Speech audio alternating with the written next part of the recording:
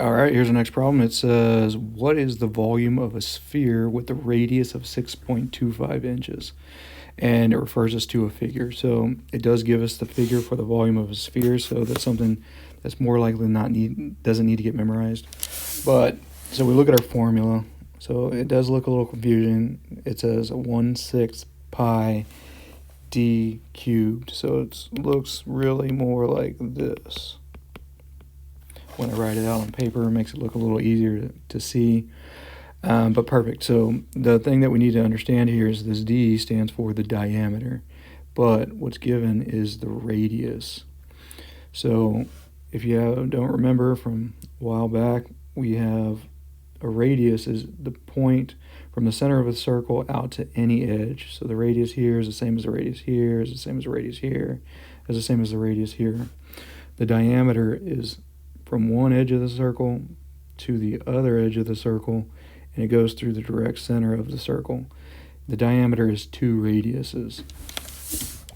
So perfect. So with that being said, we have a radius of 6.25, so we just need to multiply that by 2. And so our diameter is then going to be equal to 12.5, and that's in inches.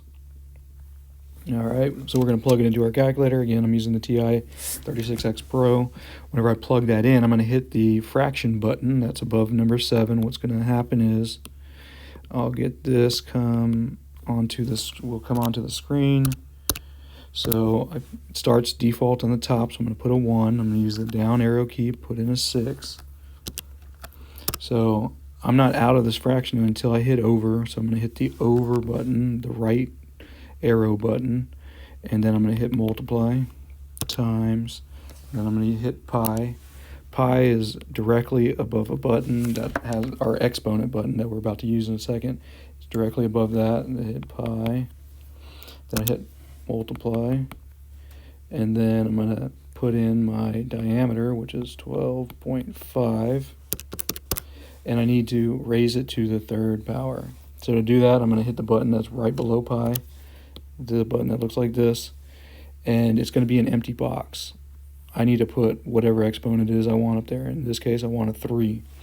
So I hit 3. If you do notice, your cursor is right here. It has not moved out of that area.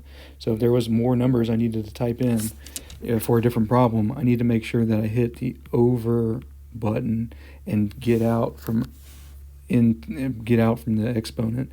So if I hit over, then my cursor will be back down to the normal level, so I can add some more stuff, but I don't need to for this problem.